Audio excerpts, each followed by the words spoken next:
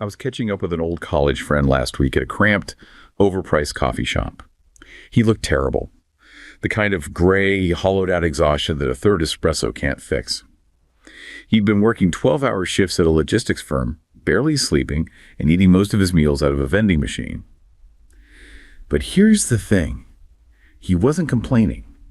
In fact, he was almost glowing with a strange, martyrdom-like pride. He kept talking about his hustle and his resilience, showing me his step counter app as if his physical burnout was a high score in a game he was winning.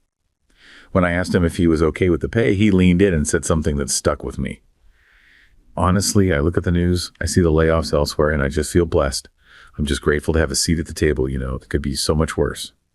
He said it with this serene, almost religious conviction, as if his suffering was a secret currency that made him a better person than the guy who dared to ask for a raise. To him, his exhaustion wasn't a problem to be solved. It was a badge of moral superiority. But as I watched his hand shake slightly while reaching for a sugar packet, it hit me. That gratitude he was feeling wasn't actually peace. It was a sedative. It's a trick as old as the Middle Ages, rebranded for the era of the side hustle. He had been convinced that as long as there was someone, somewhere, drowning faster than he was, he had no right to reach for a life jacket. It made me realize that we've built a world where being less miserable is sold to us as a spiritual victory, specifically so we never stop to ask why we're miserable in the first place. We've turned the grind into a gospel, and in doing so, we've made the bars of our own cage look like a staircase to heaven. You know that image, the shaking hand reaching for the sugar packet while he's preaching about how grateful he is? That is, it's haunting. It's so visceral. It really was. And honestly, it's the perfect encapsulation of everything we're digging into today. Yeah. Because what you just described, that whole mindset, that reaction your friend had, we need to be very, very clear about this. What's that? That isn't an accident. It's not just how things are. It is a product of design. Okay, that's a heavy claim to start with. Yeah. You're saying his burnout, or maybe more specifically, his acceptance of his burnout, that's engineered. 100%. I mean, we are looking at a stack of sources today that argue precisely that. We're going to be analyzing how modern institutions, and I mean everything, from your corporate HR department to the government to the culture at large, have weaponized concepts that we usually think of as positive. Words like resilience, gratitude, and even identity, they've been twisted. They've been turned into tools to manage decline. Manage decline. That sounds like something a structural engineer does when a bridge is about to collapse. It's exactly that. Right. But the bridge is society. And the engineer is telling you that the cracks are actually just, aesthetic features. It's character. Okay, so let's unpack this because this is huge. Usually when you and I hear the word resilience, we think, great, I want to be resilient. I want to be tough. But the sources we're looking at today are suggesting something much, much darker. They are. They're suggesting these terms are being used to suppress actual structural change. Right. There is a central tension running through every single document in this deep dive. It's a fundamental conflict. On one side, you have material reality. The stuff you can touch? The stuff you can touch, exactly. That's your paycheck getting smaller because of inflation. That's the pothole that ruins your tire because the city is broke. That's the fact that you can't afford a house on a single income anymore. And on the other side, what's supposing that? On the other side is narrative management. These are the stories we are told, and more importantly, the stories we tell ourselves, to cope with that reality without actually changing it. So it's the difference between fixing a leaking roof and teaching someone a breathing exercise so the sound of the dripping water doesn't drive them crazy. And that's not just a metaphor, is it? Because that brings us directly to the first major piece of research in our stack today. Let's get into it. I was scrolling through some archives recently, trying to piece together why the modern workplace feels so heavy, despite all the wellness initiatives you see on LinkedIn. And I found this story about a woman named Elena. This is the case study from the UK, right, in the public sector? Yeah, Northern England. Elena is a veteran social worker. And the way her working environment is described, it's just bleak. We're talking about an office that is a portrait of institutional decay, peeling wallpaper, a 10-year backlog of cases, files literally stacked on the floor because they ran out of cabinets. There's no budget, I imagine. Slashed to the bone, year after year. Which is, unfortunately, a very common scene in the public sector across the West right now. I mean, you see it in schools, hospitals, social services. It's everywhere. But here is the kicker. Here's the part that just blew my mind. Her department is drowning. They clearly need more staff. They need better software. They need money. But instead of resources, the state, or what some scholars are now calling the therapeutic state, sends her a resilience coach. A resilience coach, not a plumber, not more caseworkers, a resilience coach. I wish I was making this up. I actually watched a video clip that was associated with the report on this. Yeah. And you have to picture this. Alina is sitting in a circle of plastic chairs with her colleagues. They're exhausted. Yeah. They were traumatized by the cases they can't solve. Of course. And this coach is telling them that their burnout isn't a result of a broken system. No. The problem is a lack of emotional elasticity. Emotional elasticity. That's almost Orwellian. That's a phrase straight out of a dystopian novel. She was taught breathing exercises to help her center herself while, and I'm not speaking metaphorically here, the roof of the community center was literally leaking into a bucket in the corner of the room. Okay, stop for a second. Let that image sink in. A bucket catching rainwater. A 10-year backlog of vulnerable families who aren't getting help. And the solution provided by the institution is to tell the worker to breathe deeper. It felt like a slap in the face just reading it. It's like merit and achievement, actually solving a family's problems, that had been replaced by this psychological demand to simply endure the failure. To endure, not to succeed. Exactly. When I read about Elena, I felt this deep sense of irony. It's as if the authorities have stopped trying to fix the bridge and have instead decided to spend the money teaching us how to enjoy the fall. From my perspective, it's a brilliant, if chilling, sleight of hand. So, by turning a structural failure into a personal mental health journey, the institution completely absolves itself of the need to actually function.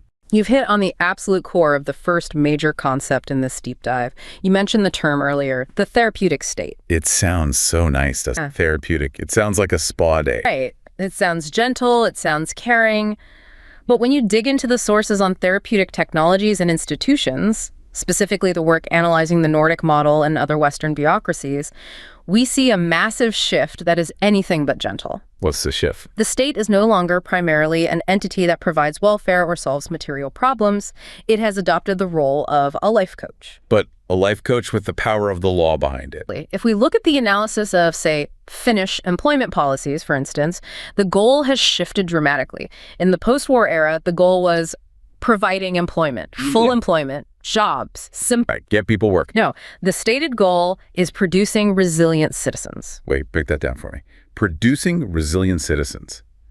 That implies the citizen is the product, the thing being manufactured. The ideal citizen is no longer someone who contributes to the collective good through stable, productive work. The ideal citizen is someone who can manage their inner self to compete in a volatile, precarious market economy. So if you're unemployed or burnt out or you can't pay your rent, the state doesn't say the economy is broken. It says, the problem is your attitude. It says you lack emotional elasticity. This is a profound act of depoliticization, then. That's the key academic term here, right? That's the one. By focusing on the inner self and emotional management, institutions depoliticize social space. If the problem is your personal stress management, then the problem is not the underfunded department. It is not the impossible caseload. It's you. It takes all the heat off the manager, off the politician, and puts it squarely on the worker. It does. And this is where it gets really interesting because it references Michel Foucault's concept of truth games or technologies of the self. Okay, I remember this from college, but refresh my memory. The basic idea is that we are taught to monitor and manage our own psychology to fit into a specific social logic. It's a form of self-policing. The state or the corporation doesn't have to watch you all the time if it can convince you to watch yourself. It's a technique of domination. The most effective kind. The state says, we won't fix the leak in the roof, but we will fix your reaction to the leak. And we nod and say, thank you for the breathing exercise. This connects directly to another source we have in the stack, which I found fascinating but also deeply disturbing. It's a study on mental health workers in Chilean schools. Oh, this study is crucial. It talks about the ethics of sacrifice. Yes. The study analyzes the discourse, the way people talk, among professionals working in these underfunded public programs. And it found that these workers construct the idea of the good worker based on how much they are willing to suffer. The martyrdom complex. Mm-hmm. Just like my friend in the coffee shop.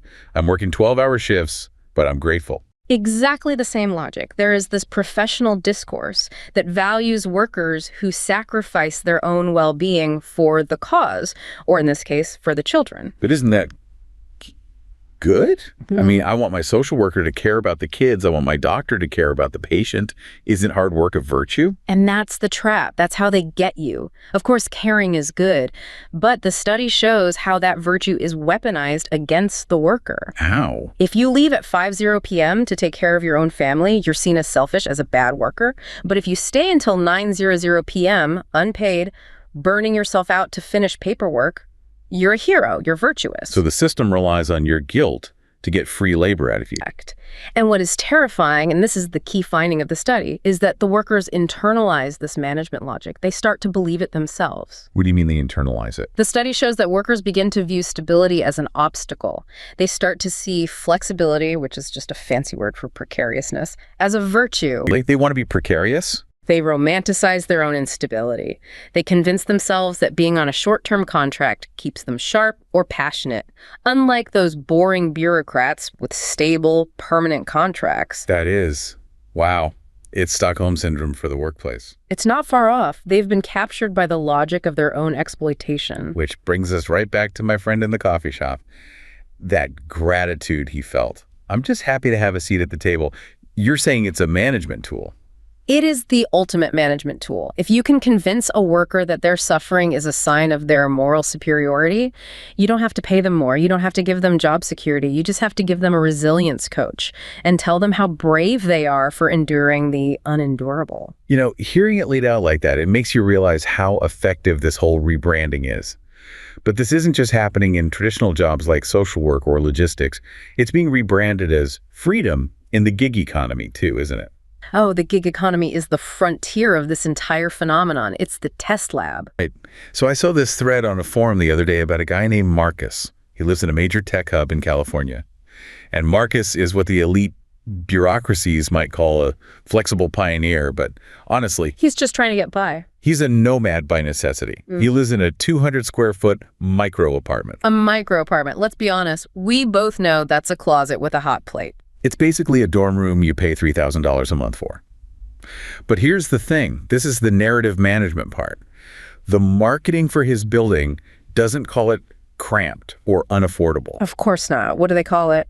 It calls it minimalist living for the unburdened soul. Oh, that's good. That's very good. It romanticizes his precariousness as a form of freedom from the stifling norms of the 20th century, like owning furniture or having space for a guest. Unburdened, that's a very specific and insidious word choice. Unburdened by what? A family, possessions, a future.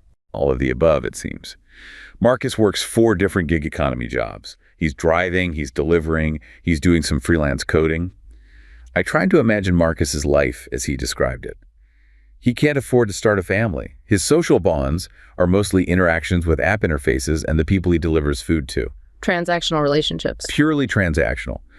But the story portrayed his lack of a nuclear family or a stable home, not as a tragedy of late capitalism, but as a trendy, low-carbon footprint lifestyle choice. And did he buy it? Did he believe the marketing? He seemed conflicted. You could tell part of him wanted to believe he was on the cutting edge, that he was a pioneer. But reading between the lines, I just felt a bit sick. We've managed to dress up the collapse of the social safety net as an aesthetic. And it serves a purpose. A huge purpose.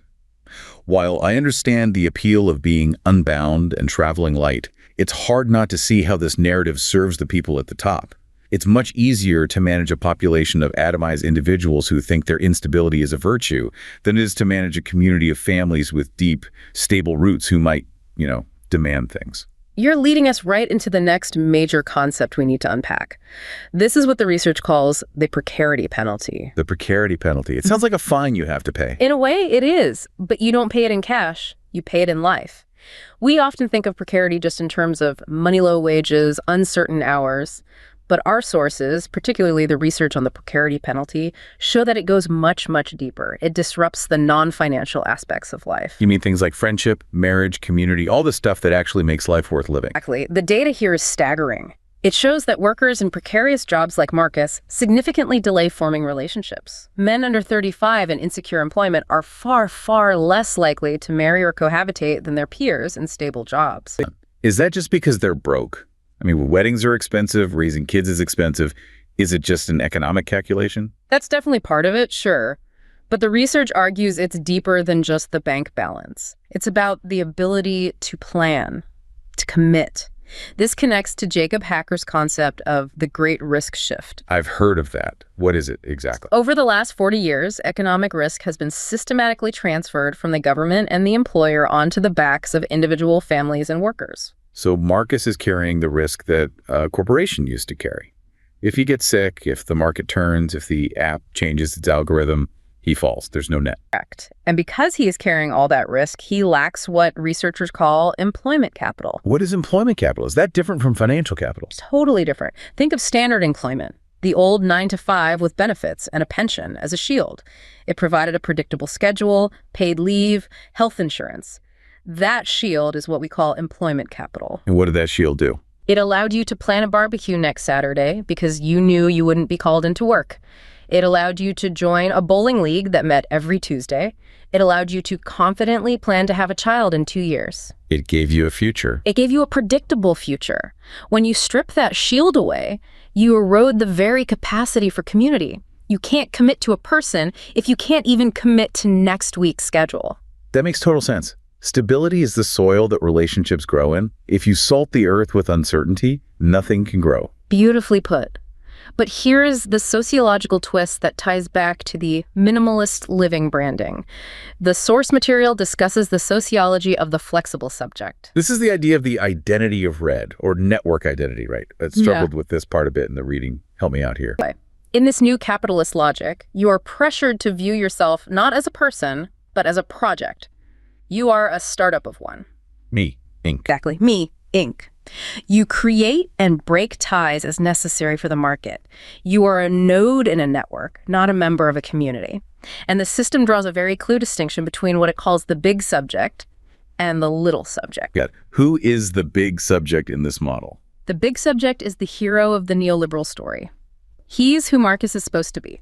Adaptable, mobile, risk-taking, unburdened by attachments. He surfs the chaos and loves it. And the little subject, who is that? The little subject is portrayed as rigid, needy, old-fashioned, someone who clings to security, someone who aims for a traditional nuclear family or wants to live in the same town they were born in. So wanting to know where your paycheck is coming from next month makes you small. Wanting to have Sunday dinner with the same people every week makes you rigid. Exactly. It creates a powerful shame mechanism. The narrative convinces people that needing security is a character flaw. It shames them into accepting instability because they don't want to be seen as the little subject. They want to be the unburdened soul in the micro apartment, even if they're deeply lonely and financially broke. And they'll post about their hashtag minimalist life on Instagram to prove it. That is, it's diabolical. It's incredibly effective rebranding. You take a real, measurable decline in living standards and you sell it as an upgrade in spiritual freedom. You're not poor, you're a digital nomad. You're not lonely, you're independent. It's a perfect ideological loop. But this management of the narrative doesn't just happen at the individual level with people like Elena or Marcus. It happens at the community level too. Yeah. And this brings us to a really difficult topic, but one we have to discuss if we're going to understand the whole picture. We have to. The concept of elite capture. This is a critical pivot in our conversation. We're moving from how the individual is managed to how entire political movements are managed and, in some cases, neutralized. Right. And to illustrate this, there's an account I read in our source material about a town hall meeting in a post-industrial Rust Belt town. Paint the picture for us. What did that look like? Okay, so this is a town that, for generations, was held together by two things: a single large factory and a shared church. That was the social glue. That's where people met, married, organized. The twin pillars of the community. They were. But the factory closed years ago, and the pews empty out as people lost faith or moved away for work. The population became what sociologists call atomized. Everyone was struggling, but they were struggling alone in their own homes. A very typical story of American deindustrialization, unfortunately. But here's the twist. Recently, a new community initiative tried to revitalize the area. They had some grant money, some outside organizers came to town. But instead of focusing on the shared economic stagnation, the fact that no one had good jobs, the organizers introduced hyper-specific identity politics as the primary way for people to relate to one another. That's an interesting choice. How did that play out on the ground? Badly. From what the report said, instead of forming a laborers' union or a residents' council to fight for economic development, the town split into dozens of micro-factions based on these newly introduced secular identity markers. So they weren't united by class anymore. Oh, they were competing for tiny slices of grant money. The story described how neighbors who once would have shared tools and looked out for each other now argued over the correct positionality of their grievances in public meetings. So instead of looking up at the people who closed the factory and destroyed their town, they started looking sideways at each other with suspicion. Exactly. As a journalist, I see this as a classic example of what our sources call elite capture. By shifting the focus from the common ground of economic struggle to the fragmented landscape of identity, the powers that be successfully managed a potentially restless and angry population. They channeled the anger into a cul-de-sac. They did. And I feel for these people. Their desire for belonging, for recognition, it's real and valid. They want to be heard. But they are being handed a vocabulary that makes them fight each other instead of looking up at the structures that left them in the dark. It's a tragedy of misplaced energy. That phrase, elite capture, comes from the philosopher Olufeyu Otaiwo. And we need to be really careful here because as soon as people hear the phrase identity politics, their brains shut off. Right. They think of arguments on Twitter or my uncle yelling at the television. Exactly. But what Taiwo does in his work is brilliant. He rescues the term from that. He goes back to the source, to the Combahee River Collective, the group of Black feminists in the 1970s who actually coined the term identity politics. And what did they mean by it? Because it seems to be very different from how it's used today. It was almost the opposite. For them, identity politics wasn't about separatism or division. It was about coalition. It was a starting point. It was about building coalitions based on a shared reality to achieve concrete material changes. So it was deeply practical. It was about getting the lead out of the water and the rats out of the basement. Their argument was that if they, as Black women, could identify the sources of their oppression and build a system that worked for them, the most marginalized, then that system would, by necessity, have to work for everyone. It was a universal project born from a particular experience. So how does elite capture turn that on its head? Elites. And by that, we mean people with institutional power, with money, with elite degrees. They hijack these political projects. How do they do that? They co-opt the language, but they strip it of its material demands. Elites prefer symbolic identity politics. They will paint a mural. They will change the vocabulary used in a meeting. They will offer a resilience seminar. But they will not engage in material reform. Exactly. They won't raise wages. They won't build public housing. They won't fund the schools. Because symbols are cheap. Symbols are free. It costs a corporation $0 to post a black square on Instagram during a protest. It costs them billions of dollars to pay all their workers a living wage. A perfect example cited in our sources is the CIA recruitment ads. Did you see the Humans of CIA videos? Oh my God, yes. I watched that video and it was one of the most surreal things I have ever seen. It was this woman walking through the halls of Langley using this deeply intersectional language. She was talking about being a cisgender millennial woman of color with a generalized anxiety disorder and how she was unapologetically herself. While working for the Central Intelligence Agency, an agency historically known for toppling democratically elected governments and running black sites. It was incredibly jarring. The language of liberation being used to recruit for an institution of empire. That is elite capture in a nutshell. It's the ultimate victory of symbol over substance. The institution doesn't change what it does. It's still the CIA. It just changes how it talks about who works there. It rebrands the empire as an inclusive, progressive safe space. And this feeds directly into another concept that kept popping up in the research, the idea of the managerial state. Yes, this is a concept developed by thinkers like James Burnham, Paul Gottfried, and Samuel Francis. It suggests that modern democracies aren't really run by the people we vote for every few years. So who runs them? They are governed by a permanent, unelected class of administrators, managers, bureaucrats, experts, consultants who run the institutions regardless of who is in the White House or Parliament. People sometimes call this the deep state, right? Or is that too conspiratorial? I think managerial state is a more precise and less conspiratorial term. Think less shadowy cabal in a basement and more the HR department, the university administration, and the regulatory agencies all rolled into one. It's the permanent layer of people who write the regulations and enforce the codes. And this class operates through what is called anarcho-tyranny. Anarcho-tyranny. That sounds like a complete contradiction in terms. How can you have anarchy and tyranny at the same time? It refers to a state of law without order. Think about your own life and you'll see it everywhere. The state micromanages law-abiding citizens with endless administrative decrees. What? You get a fine if your grass is 2 inches too long. You can get fired from your job if you use the wrong word in a meeting. You have to fill out 50 forms in triplicate to start a small business. That's the tyranny part. It's a web of rules for the compliant. Okay, I get that. So where does the anarchy come in? The anarchy is that the state simultaneously fails to provide basic order, safety, or economic stability. The police don't solve burglaries anymore. The homeless crisis explodes on the street. The factory closes and decimates the town, and the state just shrugs. So the government will hunt you down for a $50 permitting error, but they are powerless if your entire neighborhood becomes unlivable. It's the worst of both worlds. And this managerial state uses what we can call therapeutic governance to keep us in line and justify its existence. It intervenes in our private lives using the language of therapy and social justice, sanctimony and social engineering, as one source puts it, to maintain its power. It distracts us from the real failures. As the source on Liquid Perspective argues, established democracies are failing to protect equality of influence. Moneyed interests can distract voters with bright, shiny objects, scandals, culture war issues, symbolic gestures, while the core economic policy remains entirely captured by and for the elites. This brings us to the how, the mechanism. How do they actually pull this off?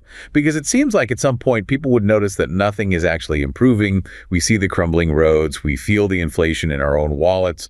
Why aren't we all revolting? Well, one of the main mechanisms, and this gets back to Taiwo's work, is what he calls the politics of deference. This is the obsession with being in the room, right? That phrase comes up constantly. We are told constantly that the solution to injustice is to listen to the most marginalized, or to pass the mic, or to get more diverse people a seat at the table. Which sounds good on the surface. It sounds unimpeachable. The assumption is that if we can just get a marginalized person in the room where decisions are made, the corporate boardroom, the White House Situation Room, they will represent the interests of everyone outside that room. The idea that representation matters. Representation absolutely matters, but Taiwo argues that this specific strategy, focusing solely on who is in the room, is a trap. Why is it a trap? Because the room itself is the problem. Think about the selection process to get into that room, to get on a corporate board, or to become a high-ranking government official. What do you usually need? An Ivy League degree, the right connections, you have to know how to talk. You need an elite education. You need the right manners. You need to know which forks to use. You need to play the game. This entire filtering process screens out the vast majority of people, especially the truly marginalized. So by the time you actually get into the room, you aren't really of the people anymore. You've been assimilated. Exactly. You end up listening to the elites of marginalized groups, and these people often share the class interests of the ruling elite far more than they share the interests of the working class people they're supposed to represent. So we end up with a board of directors that looks very diverse on the company website. It's a rainbow coalition of faces. But they all unanimously agree on keeping wages low and firing people to boost the stock price. Bingo. Deference politics just changes the faces in the room. It doesn't change the room's function. And this is reinforced by another set of concepts from the philosopher C. Nguyen: gamification and value capture. Okay, explain value capture. Value capture is when we take a complex, nuanced human value like justice or community or even health, and we replace it with a simple, quantifiable, game-like metric. Like my friend's step counter app. He gamified his burnout. I did 20,000 steps today. I'm winning. No, you're destroying your body. But the system gives you a little badge, a little dopamine hit. And social media does the same thing for activating. So perfectly. I got 10,000 likes on my post about justice, so I'm winning the fight for justice. No, you just generated ad revenue for a tech giant. You replaced the complex, difficult, material work of building a just society with the simple metric of online engagement. You've captured the value. It reminds me of the emperor's new clothes analogy that was in the text. Yes, we are all forced to play along with the elite narrative. Even if we can see that the emperor is naked, even if we know deep down that the resilience training is nonsense and the diversity statement is meaningless, we all applaud. Why? Why do we applaud? Because the cost of dissent, of being the one person who doesn't clap, is too high. You might lose your job or your grant money or your social standing. So we all participate in the charade to protect ourselves. This is really bleak. We've painted a picture of a world where our jobs are precarious, our communities are shattered, our political movements are captured, and our own burnout is being gaslit by resilience coaches. If being in the room is a trap and resilience is a sedative, what is the alternative? There is an alternative. Our sources talk about something called constructive politics. This is the hope. This is the way out. This is the shift from navigating the room gracefully to rebuilding the house. I love that image. Stop trying to get a seat at a broken table. Build a new table. Constructive politics focuses on specific, concrete outcomes. It's not about language or symbols. It asks, did we build the institution? Did we change how resources are distributed? It moves away from aesthetic purity or avoiding complicity. It's about getting your hands dirty to get things done. The example from the reading that really drove this home for me was the Flint water crisis. A perfect and tragic example. When the water in Flint, Michigan was poisoned with lead by a managerial state decision, the residents didn't need their trauma to be centered by an outside group. They didn't need a seminar on how resilient they were in the face of poison. They didn't need a mural painted. They needed the lead out of the water, period. They needed safe plumbing. And how did they eventually start to get it? They didn't just ask nicely or pass the mic. They engaged in constructive politics. They did citizen science. They organized. They tested the water themselves and proved it was toxic when the state officials were lying and saying it was safe.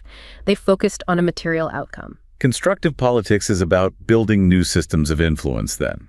The sources mention unions. Unions are the classic example of a constructive institution, but also new things, like debtors' unions. The debt collective is mentioned in the text. It's a group of people organizing to refuse to pay predatory debts together. That's real power. If I don't pay my student loans, I'm in trouble. If 10 million of us don't pay our student loans together, the bank is in trouble. That's the logic. It's about creating community control over utilities. It's about taking the levers of power back from the managerial class and putting them in the hands of the people. It reminds me of the concept of conscientization from the educator Paulo Freire. Yes, critical consciousness.